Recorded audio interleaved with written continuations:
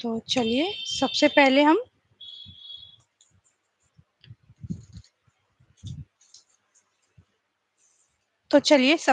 हम प्रभु की छवि का, हमारे राम दरबार का एक छवि को मन में देखते हैं, राम दरबार के दर्शन मन में करते हैं। बिल्कुल स्वच्छ मन से, कपट रहित मन से, प्रेम से, भक्ति से हम दर्शन करते हैं। हमारे प्रभु श्री राम सिंहासन पर विराजे हुए हैं और माता सीता उनके साथ विराजी हुई है। भरत भैया, लक्ष्मण भैया और शत्रुघ्न भैया साथ में खड़े हैं तथा हमारे बजरंग बली प्रभु श्री राम के श्री चरणों में बैठे हैं। प्रभु श्री राम और माता सीता हमें आशीर्वाद देते हुए हम उन्हें प्रणाम करते हैं, नतमस्तक करते हुए चरणों की वंदना करते हैं तथा निवेदन करते हैं कि हमारी श्री राम कथा हम अच्छे से पूरी खत्म कर पाए। बोल सियावर रामचंद्र की जय। तो हाँ, हम जब गए थे पहले, हमने देखा कि प्रभु का, माता सीता और प्रभु श्री राम का विवाह हो चुका है और बारात लौटकर अयोध्या नगरी आ गई है और अयोध्या में बहुत ही बधावे बंट रहे हैं। और इसी तरह से हमने देखा कि चारों बहुएं आ गई है घर में और सब कुछ अच्छा चल रहा था। बाल कांड हो चुका था हमारा और हम अयोध्या कांड में आ चुके थे। और मन में ऐसी बात आई दशरथ जी के, राजा दशरथ जी के, कि अब राम को राजगद्दी यानी कि युवराज बना देना चाहिए, राजा बना देना चाहिए। और फिर ऐसा कह के उन्होंने उनके गुरुजी वशिष्ठ जी से बात की और उन्होंने भी कहा कि हाँ, ऐसा करना अब सही है और सभी मंत्रियों को बुलाया तथा सारी तैयारी में सभी लग गए। अब आगे देखिए क्या होता है।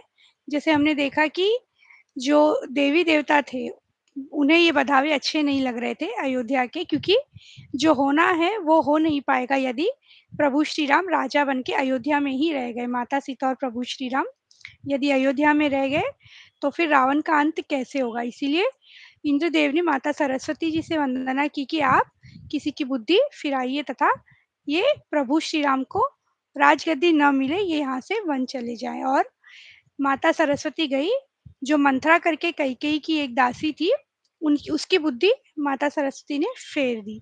और अब सुनिए, वहां से हम देख रहे थे कौन थी क्या थी। नाम मंथरा मंदमती चरी कई कई केरी, अजस पिटारी ताहि करी गई गिरामती फेरी, सियाबर रामचंद्र भज जय शरणम। तो मंथरा नाम की कैकेयी की एक मंदबुद्धि दासी थी, उसे अपयश की पिटारी बनाकर सरस्वती उसकी बुद्धि फेर कर चली गई। अब आगे सुनिए क्या हो रहा है। जो मंथरा थी, मंथरा ने देखा कि नगर सजाया हुआ है, सुंदर मंगल में बधावे बज रहे हैं। उसने लोगों से पूछा कि कैसा उत्सव है। उनसे श्री रामचंद्र जी के राजतिलक की बात सुनते ही उसका हृदय जल उठा। जेलस, बहुत ही जेलस फील करने लगी जैसे ही लोगों ने कहा कि श्री रामचंद्र जी का राज तिलक होने वाला है। और फिर वह उदास होकर भरत जी की माता कैकेयी के पास गई। तो कैकेयी जिसकी दासी थी, उन्हीं के पास गई और कहने लगी कि वो वहां उदास होकर ये बैठ गई। अब रानी कहने लगी क्या बात है, क्यों इस तरह से उदास है। तो अब सुनिए क्या कह रही है। ये कह रही है कि रानी हंसकर कहने लगी कि बड़े गाल है, मेरा मन कहता है कि लक्ष्मण ने तुझे कुछ सीख दी होगी। तभी वह महापापिनी दासी कुछ भी नहीं बोलती, ऐसी लंबी। तो हंसी टिटोली करते हुए कैकेयी कह रही है कि लक्ष्मण ने तो कुछ नहीं कहा तुझे। सबे रानी कह सिकिन कुशल राम महिपालु, लखन भरत रिपुमद रिपुद मनु, सुनिबा को बरी उर सालु, सियाबर रामचंद्र भज जय शरणम। फिर रानी डरकर कहने लगी क्या हुआ, कुछ कहती क्यों नहीं, किसी ने कुछ कहा है या सब बच्चे कुशल से तो हैं चारों। यह सुनकर मंत्रा के मन में बड़े ही पीड़ा हुई। तुम अब कहती है तुम्हारा पुत्र परदेश में है, तुम्हें तो कुछ सोच है नहीं। जानती भी हो कि स्वामी हमारे वश में है। तुम्हें तो तोशक पलंग पर पड़े-पड़े नींद लेना ही बहुत प्यारा लगता है। राजा की कपट भरी चतुराई तुम नहीं देखती। मंत्रा के प्रिय वचन सुनकर किंतु उसको मन की मैली जानकर रानी डांट कर बोली थोड़ा सा कि बस अब चुप कर, जो फिर कभी ऐसा कहा तो तेरी जीभ पकड़ के निकलवा लूंगी। यहाँ पे तात्पर्य ये है कि जो कैकेयी थी वो भी प्रभु श्री रामचंद्र से बहुत प्रेम करती थी। तो ऐसा नहीं था कि कौशल्या के पुत्र थे तो सुमित्रा और कैकेयी जी इतना ध्यान नहीं रखती थी, वो भी बहुत प्रेम करते थे। किंतु मंत्रा की इन बातों में देखिए कैसे आ रही हैं अब ये।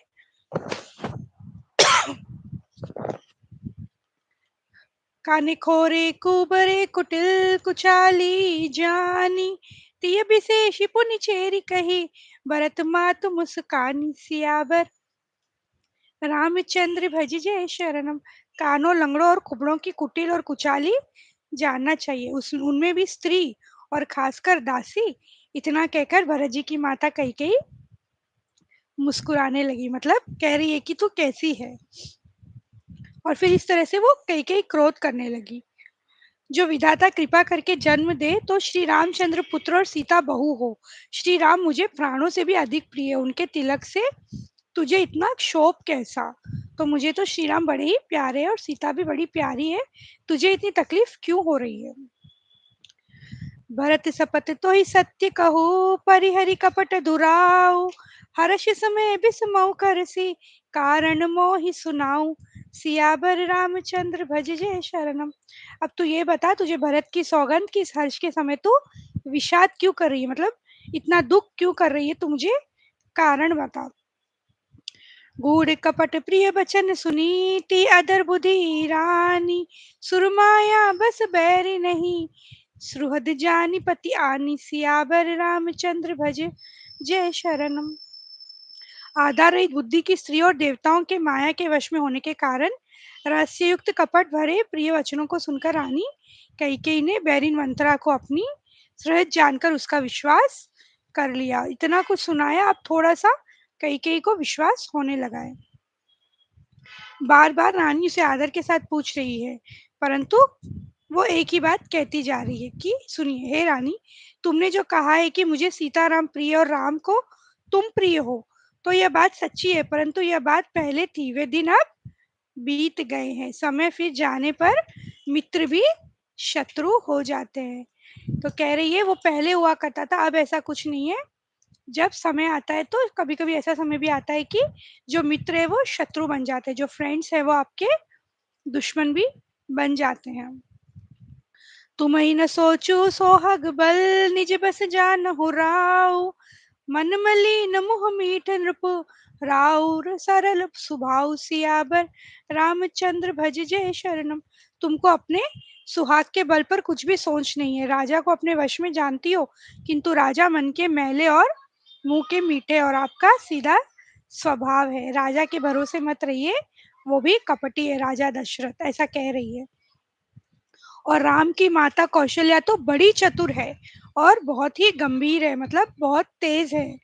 उसने मौका पाकर अपनी बात बना ली है। राजा ने जो भरत को ननिहाल भेज दिया, उसमें आप बस राम की माता की सलाह ही समझिए। अर्थात कह रहे कि पूरा प्लान था माता कौशल्या का कि भरत को भिजा दिया ननिहाल, और यहाँ पे राजा से बात कर ली श्री रामचंद्र को राज तिलक करवाने की, ऐसा कह के कहती है।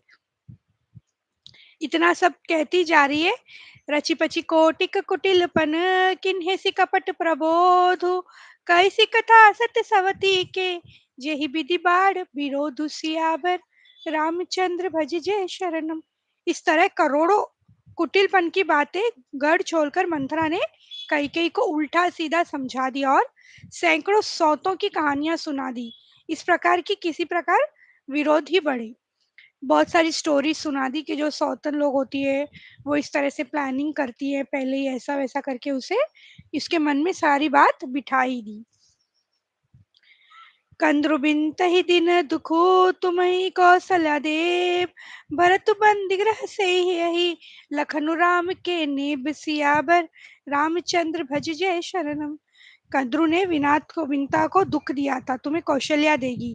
भरत कारागार का सेवन करेगा और लक्ष्मण राम की सरकारी में होंगे। तो अब ये कह रही है कि एक भाई के बारे में, यदि राम राजा बन गए तो देखो एक जेल में रहेगा, एक उनकी चाकरी करेगा। अपनी चलत न आज लगी अनबल का हुक्कीन, के अग एक ही बार मोहि दयम दुसहु दुख दीन सियाबर रामचंद्र भज जय शरणम। अपनी चलते मैंने आज तक कभी किसी का बुरा नहीं किया, फिर न जाने किस पाप से देव ने मुझे एक ही साथ यह दुस्साह दुख दिया है। परौ कोप तो बचन कर पर सकौ पूत पति त्यागी, कहसि मोर दुख देखी बड़ कस न करब हित लागी सियाबर रामचंद्र भज जय शरणम। फिर कैकेयी ने कहा, मैं तेरे कहने से कुएं में गिर सकती हूँ, पुत्र और पति को भी छोड़ सकती हूँ। जब तू मेरा बड़ा भारी दुख देखकर कुछ कहती है तो भला मैं अपने हित के लिए उसे क्यों ना करूंगी। अब थोड़ी सी बातों में आ रही हूँ तुम्हारे। अब सुनिए, अब बातों में आ गई है कैकेयी मंथरा की। अब सुनिए क्या कह रही है मंथरा, कैसे इस अब राजा को, राजा किसे बनाना है, भरत जी को, और प्रभु श्री राम को तो वन भेजना है, क्योंकि अगर यदि यहाँ रहेंगे तो प्रजा तो उन्हीं की जय जयकार करेगी। तो अब ये प्लानिंग कैसे कह रही है सुनिए। तुम्हारे दो वरदान राजा के पास धरोहर है, मंत्रा कैकेयी से कह रही है। आज उन्हें राजा से मांगकर अपनी छाती ठंडी करो। पुत्र को राज्य और राम को वनवास दो, और सौत का सारा आनंद तुम ले लो। ये देखिए कितनी यहाँ पे षड्यंत्र भरी बातें कर रहे हैं, मतलब एक प्लानिंग जिस तरह से बोलते हैं ना, जो बुरी प्लानिंग होती है दूसरों का बुरा करने का, वो यही है। कह रही है दो वचन जो थे मांग लो। तो जब विवाह हुआ था राजा दशरथ जी का और कैकेयी का, उसके पहले राजा दशरथ जी ने जब कैकेयी की उनकी जान बचाई थी युद्ध में, तो उन्हें कहा था कि मैं आपको दो वर देता हूँ, यानी कि दो प्रॉमिस करता हूँ, कोई भी आप कुछ भी मांग लीजिए मैं आपको दे दूंगा। तो वो दो वर कैकेयी ने उस समय ये कहा था कि जब जरूरत होगी तब मांग लूंगी, अभी तो मुझे कोई जरूरत नहीं है। तो अब मंत्रा कह रही है जो दो वर देने वाले थे, जो दो प्रॉमिस किए थे कुछ भी मांग लेना, अब मांग लो। पहला भरत को राजा बनाना, और दूसरा राम को वनवास भेज देना, और सारा सुख तुम पालो। और ऐसा सीधा सीधा नहीं, और मतलब स्टेप्स भी देखिए कितने क्लियर, स्ट्रैटेजी देखिए मंत्रा की। कह रही है जब राजा राम की सौगंध खा ले तब वर मांगना, जिससे वचन न टलने पावे। मतलब ऐसे वचन अगर दे भी देंगे तो मान मत लेना, जब राम की सौगंध खाएंगे दशरथ जी तभी तुम अपना वर मांगना। यदि आज की रात बिगड़ गई तो फिर सब बात बिगड़ जाएगी, कह के उसे मंत्रा ने कैकेयी को समझा दिया। बड़कु घातु करी पात किनी, कहे सिकप ग्रह जाहू, काज सवारे हो सजग सबु, सहसा जनी पति आहु सियाबर रामचंद्र भज जय शरणम। और कहा कि कोप भवन में चली जाओ, राजा पर सहसा विश्वास मत कर लेना, मतलब ऐसे ही विश्वास मत करना, यदि वो बोले मैं दे दूंगा तो ऐसे मत करना, वचन लेना, वो भी राम का पहले वचन ले तभी कहना। प्रमुदित पुर नर नारी सब, सजहि सुमंगल चार, एक प्रभि सही एक निर्गमहि, वीर भूप दरबार सियाबर रामचंद्र भज जय शरणम। यानी कि नगर के सब स्त्री पुरुष तो मंगल चार के साथ सज रहे हैं, कोई भीतर जाता है कोई बाहर। राजद्वार में तो बड़ी ही भीड़ हो रखी है। सांझ समय सानंद नृप, गायो कैकेयी गेहूं, गवन निठुरता निकट किए, जनु धरि देह स्नेहु सियाबर रामचंद्र भज जय शरणम। संध्या के समय राजा दशरथ आनंद के साथ कैकेयी के महल में गए, मानो साक्षात स्नेही शरीर धारण कर निष्ठुरता के पास गया हो। अब राजा दशरथ आ रहे कैकेयी जी से मिलने। कोप भवन का नाम सुनकर राजा सहम गए। अब जैसे ही पता चला कि जो कैकेयी है कोप भवन में, कोप भवन मतलब डार्क रूम बेसिकली, एक जैसे जहाँ पे ज्यादा रोशनी और ना हो, बिल्कुल अंधेरा हो, जब हम कोई दुख में हो तो उस कोप भवन में जाते हैं, डार्क रूम में। नाम सुनकर राजा एकदम से डर गए कि क्या हो गया कि ये कोप भवन में चली गई। डर के मारे उनका पांव आगे की ओर ही नहीं बढ़ता। और राजा दशरथ कौन है? स्वयं देवराज इंद्र, जिनकी भुजाओं के बल पर बसता है और संपूर्ण राजा लोग जिनका रुख देखते रहते हैं, वही राजा दशरथ स्त्री का क्रोध सुनकर सूख गए।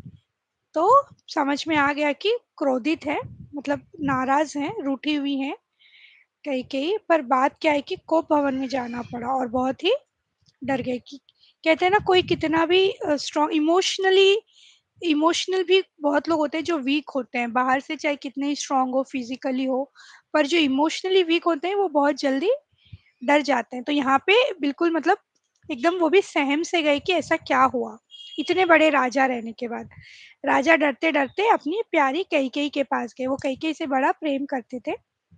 गए, उनकी दशा देखकर उन्हें बड़ा ही दुख हुआ। कैकेयी मतलब ऐसे नहीं कि तैयार होकर कोप भवन में बैठी है, देखिए कैसी थी।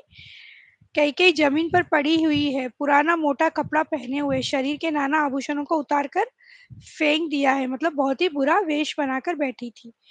फिर राजा कहने लगे, हे रानी, किस लिए रूठी हो? यह कहकर राजा उसे हाथ से स्पर्श करते हैं, परंतु वो उनके हाथ को हटा देती है और ऐसा देखती है मानो क्रोध में भरी हुई नागिन क्रूर दृष्टि से देख रही हो। दोनों वरदानों की वासनाएं उस नागिन की दो जीभें और दोनों वरदान दांत है, वह काटने के लिए मर्मस्थान देख रही है। तुलसीदास जी कहते हैं, राजा दशरथ होनहार के वश में होकर इसे कामदेव की क्रीड़ा ही समझ रहे हैं। अभी मतलब बिल्कुल ऐसा उन्हें ये लग रहा है कि रूठी हुई है, मैं मना लूंगा। और फिर राजा बार बार कह रहे हैं, मतलब अब उन्हें वो बिल्कुल मनाने की कोशिश कर रहे हैं। हे प्रिय मेरी, यदि मैं तुमसे कुछ कपट करके कहता हूँ, कहो क्या बात है। कि कुछ पूछते जा रहे हैं किंतु वो कुछ भी नहीं कह रही है, बस वो क्रोध में देखती जा रही है। तो कहने लगे, हे प्रिय, मेरी राजा कुटुंबी सर्वस्त्र संपत्ति पुत्र यहाँ तक कि मेरे प्राण भी, ये सब तेरे वश में ही है। बिल्कुल कोशिश करें कि मना ले। और फिर कह रहे हैं, यदि मैं तुमसे कुछ कपट करके कहता हूँ तो हे भामिनी, मुझे 100 बार राम की सौगंध है। क्या कहा उन्होंने? 100 बार राम की सौगंध है। तो मंत्रा ने कहा था ना कि जैसे ही राम की सौगंध ले फिर ही वर मांगना। तो अभी दशरथ जी ने कह दिया कि मुझे राम की सौगंध है। तो हंसकर अपनी मनचाही बात मांग ले और अपने मनोहर अंगों को आभूषणों से सजा। यह सुनी मन गुनी सपत बड़ी, भी हंसी उठी मति मंद, भूषण सजति बिलो के मृगु, मनहु की राति निफंद, सियाबर रामचंद्र भज जय शरणम। यह सुनकर और मन में राम जी की बड़ी सौगंध को विचार कर मंदबुद्धि कहीं कहीं हंसती हुई उठी और गहने पहनने लगी, मानो कोई भीलनी मृग को देखकर फंदा तैयार कर रही हो।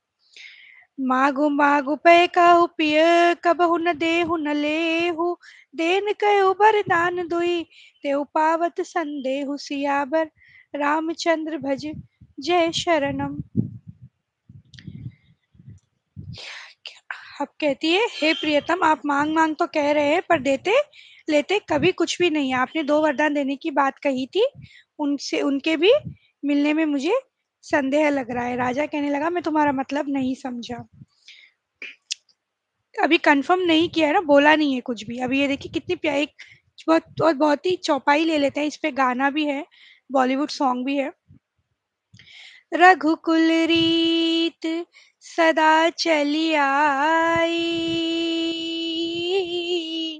प्राण जायो पर बचन न जाय, राम सिया राम जय जय राम, राम सिया राम जय जय राम। ये हमारे लिए भी सीखने की बात है कि अगर हम किसी को प्रॉमिस करते हैं तो हमें उसे तोड़ना नहीं चाहिए। तो रघुकुल रीत यानी कि रघु जो इनके कुल का नाम है, प्रभु श्री राम का, राजा दशरथ जी का, उनकी हमेशा एक रीत चली आई, एक प्रिंसिपल है कि अगर हम किसी को प्रॉमिस करते हैं तो भले ही हमारी जान चली जाए, हमारा वचन नहीं जाता, हमारा प्रॉमिस कभी हम नहीं तोड़ते हैं। तो हमें भी अपनाना चाहिए कि यदि हम किसी को कोई प्रॉमिस करते हैं तो हमें वो वचन हमेशा निभाना चाहिए। ये भी एक बहुत अच्छी सीख हमें यहाँ पे सीखने को मिलती है। तो वही कहा कि ये हमेशा रीत चली आई है, मैं वचन जो दे रहा हूँ वो कभी झूठा नहीं हो सकता। भूप मनोरथ सुभग बनो, सुख सुभंग समाजु, बिलनी जिमी छाड़न चहती, बचन भयंकर बाजु, सियाबर रामचंद्र भज जय शरणम। अब बहुत ही मतलब भीलनी की तरह कैकेयी अपना वचन रूपी भयंकर बाज छोड़ना चाहती है। वे बोली, हे प्राण प्यारे, सुनिए, मेरे मन को भाने वाला एक वर तो दीजिए, भरत को राज तिलक। कह दिया, भरत को राज तिलक, और हे नाथ, दूसरा वर भी मैं हाथ जोड़कर मांगती हूँ, मेरा मनोरथ पूरा कीजिए। कि तपस्वी के वेश में विशेष उदासीन भाव से राम 14 वर्ष तक वन में निवास करे। कैकेयी के कोमल वचन, विनयुक्त वचन सुनकर राजा के हृदय में ऐसा शोक हुआ जैसे चंद्रमा की किरणों के स्पर्श से चकवा विकल हो जाता है। कह दिया कि मुझे ये 2 वर चाहिए, भरत को राज तिलक यानी कि राजा बनाना है, और प्रभु श्री राम को मतलब राम को 14 वर्ष वन में निवास करना है। राजा दशरथ तो बहुत बहुत ही प्रेम करते थे प्रभु श्री राम से। मतलब जीवन काल में पिता बन के उन्होंने इस बात को साबित किया, और फिर हम आगे देखेंगे कि जो मृत्यु हुई उनकी, वो भी प्रभु श्री राम के कारण ही हुई। तो वो बहुत ही प्रेम करते थे। राजा सहम गए, उनसे तो कुछ कहते ही नहीं बन रहा था। बिल्कुल माथे पर हाथ रखकर नेत्र बंद करके राजा सोचने लगे। समझ में नहीं आ रहा था कि क्या कहे। कैकेयी ने अयोध्या को उजाड़ कर दिया और विपत्ति को अचल नींव डाल दी। अब समझ में आ गया कि कैकेयी, अयोध्या हमारी उजड़ने वाली और विपत्ति आने वाली, मतलब प्रॉब्लम्स आग आने वाली है। कवने अवसर का भयउ गयऊ नारी विश्वास, जोग सिद्धि फल समय जिमी, जति अभिथ्या नास सियाबर, रामचंद्र भज जय शरणम। किस अवसर पर क्या हो गया? स्त्री का विश्वास करके मैं वैसे ही मारा गया जैसे योग की सिद्धि रूपी फल मिलने के समय योगी को अविद्या नष्ट कर देती है। इस प्रकार राजा मन ही मन झींक रहे। राजा को ऐसा बुरा हाल देखकर दुर्बुद्धि कैकेयी मन में बुरी तरह से क्रोधित हुई और बोली, क्या भरत आपके पुत्र नहीं है? क्या मुझे आप दाम देकर खरीद लाए हैं? अर्थात क्या मैं आपकी पत्नी नहीं हूँ? क्या भरत आपके पुत्र नहीं है? इस तरह से आप मेरे वचन सुन के आपको बांध सा क्यों लग रहा है? अपने ही वर देने के लिए आया। आप भले ही न दीजिए, अगर आपको नहीं देना है तो मत दीजिए, तथा सत्य को छोड़ दीजिए और जगत में अपयश लीजिए। सत्य की बड़ी सराहना करके वर देने को कहा था, कि समझे, हमने समझा था कि दे ही देंगे, लेकिन आप वो भी देने के लिए पीछे हट रहे हैं। धर्म धुरंधर धीर धरी नयन उधारे रायम, सिर धुनि लीनी उसास असी, मार सिमोहि कुठायम, सियावर रामचंद्र भज जय शरणम। धर्म की धुरी को धारण करने वाले राजा दशरथ ने धीरज धरकर नेत्र खोले और सिर धुन कर तथा लंबी सांस लेकर इस प्रकार कहा कि इसने मुझे बड़े कुठौर मारा, ऐसी कठिन परिस्थिति उत्पन्न कर दी जिससे बच निकलना तो कठिन ही हो गया। मतलब अब कह रहे हैं कि बिल्कुल भी पॉसिबल नहीं हो रहा है, क्या करूं, कैसे इससे निकलूं। उन्हें ऐसा लग रहा है कि राजा ने देखा यह तलवार बड़ी भयानक और कठोर है। तलवार कौन है? जो कैकेयी है, वो एक तलवार सी लग रही है और वो बहुत ही कठोर है, तथा अब ये तलवार इनके प्राण ले लेगी, ऐसा उन्हें लग रहा है। और फिर अब वो कोशिश कर रहे हैं कि समझाएं। हाँ तो नहीं कहा उन्होंने, पर कोशिश कर रहे हैं कि मैं कैकेयी को समझाऊं। और कहने लगे नम्रता के साथ, प्रिय उसे प्रिय लगने वाली वाणी कहने लगे कि विश्वास और प्रेम को नष्ट करके ऐसी बुरी तरह के वचन कैसे कह रही हो? मैं तो भरत और रामचंद्र, मेरे तो दोनों आंख है। यह तो शंकर जी साक्षी है इस बात के कि वो दोनों मेरे दोनों आंख है। लोभुन राम ही राजु कर, बहुत भरत पर प्रीति, मैं बड़ छोट बिचारी जियम, करत रहे नृप नीति, सियावर रामचंद्र भज जय शरणम। मैं अवश्य ही सवेरे दूध भेज दूंगा तथा भरत शत्रुघ्न को बुला के भरत को राजा बनवा दूंगा। राम को तो राज्य का कोई लोभ नहीं है और भरत पर उनका बड़ा ही प्रेम है। मैं ही अपने मन में बड़े छोटे का विचार करके राजनीति का पालन कर रहा था। राम को 100 बार सौगंध खाकर मैं स्वभाव से ही कहता हूँ कि राम की माता ने मुझसे इस विषय में कुछ भी नहीं कहा। अब क्रोध छोड़ दो और मंगल साथ सजो, कुछ ही दिनों में बाद भरत युवराज हो जाएंगे। भरत युवराज के लिए तो कह दिया, किंतु राम का अपराध क्या है? पूछ रहे हैं वो कि राम जी का अपराध, राम का अपराध क्या है? भरत को तो गद्दी मिलेगी, राम को क्यों वनवास भेजना चाह रही हो? जबकि तुम खुद राम को इतना प्रेम करती हो, उसकी इतनी सराहना करती हो। प्रिया हास रिस परिहरी, मागु बिचारी विवेकु, यही देखो अब नयन भरी, भरत राज अभिषेक सियाबर, रामचंद्र भज जय शरणम। हे प्रिय, हंसी और क्रोध छोड़ दो और विवेक विचार कर वर मांग, जिससे अब मैं नेत्र भर के भरत का राज्यभिषेक देख सकूं। मछली चाहे बिना पानी के जीती रहे और सांप भी चाहे बिना मनी के दीन दुखी होकर जीता रहे, परंतु मैं स्वभाव से ही कहता हूँ, मन में जरा सा भी छल नहीं है, मन में छल रखकर नहीं कि मेरा जीवन राम के बिना नहीं है। क्लियरली कह दिया उन्होंने, राजा दशरथ जी ने, कि राम के बिना मेरा जीवन नहीं है। भरत का राज्यभिषेक तो मैं करवा दूंगा, और कोई वर मांग लो। हे चतुर प्रिय, जी में समझ देख, मेरा जीवन श्री राम के दर्शन के ही अधीन है। जब तक श्री राम के दर्शन, मतलब उन्हीं को देखते हुए मैं जी रहा हूँ। किंतु कैकेयी नहीं मान रही है। होत प्रातु मुनि बेश धरी, जो न राम बन जाहि, मोर मरन राउर अजस, नृप समुझे मन माहि, सियाबर रामचंद्र भज जय शरणम। सवेरा होते ही मुनि का वेश धारण कर कर यदि राम वन को नहीं जाते तो हे राजन, मन में निश्चय ये समझ लीजिए कि मेरा मरना होगा और आपका अपयश होगा। बहुत ही, मतलब पूरी तरह से जितना हो सकता था उतनी कोशिश की राजा दशरथ जी ने कि हम, मतलब कैकेयी को समझा दे कि राजा को वन न भेजे, वो वर कुछ और मांग ले, किंतु वह नहीं मानी। उसने यही कहा कि आप मेरा मरा हुआ मुंह देखेंगे तथा आपका भी अपयश होगा, मतलब आपकी बदनामी होगी।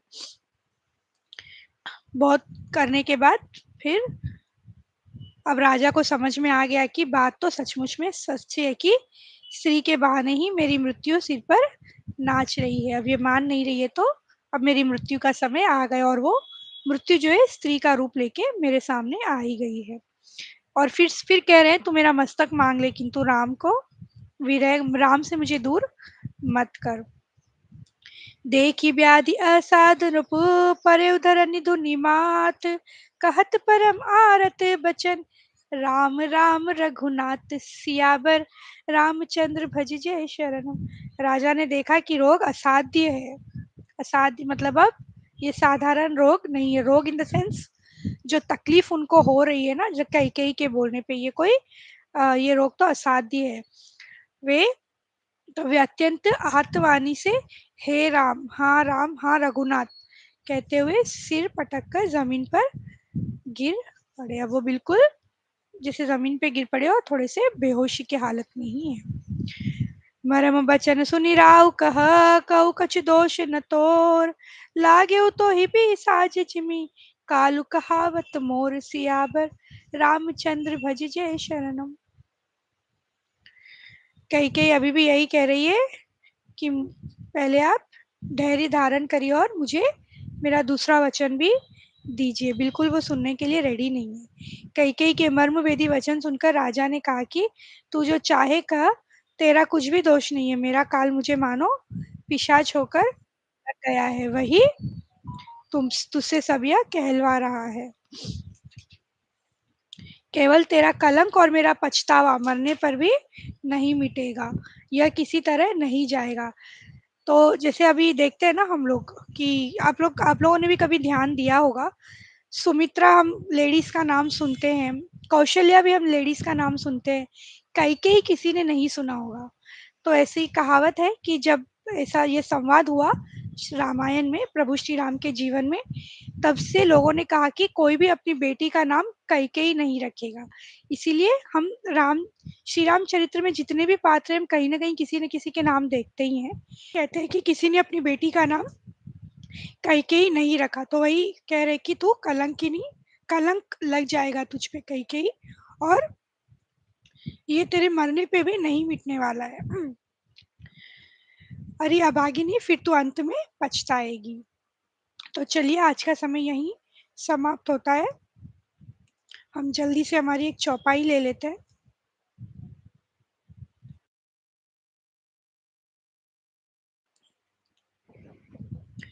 हो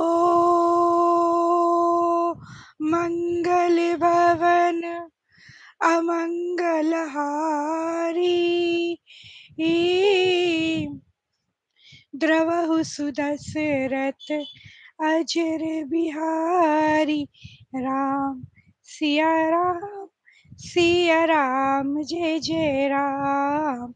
राम सिया राम जय जय राम। बोल सियावर रामचंद्र की जय। पवन सुत हनुमान की जय। बोलो भाई सब संतन की जय। तो चलिए हमारी कथा को हम आज यही विश्राम देते हैं। कल शाम 6 बजे फिर से हम मिलेंगे। तब तक के लिए जय सिया राम।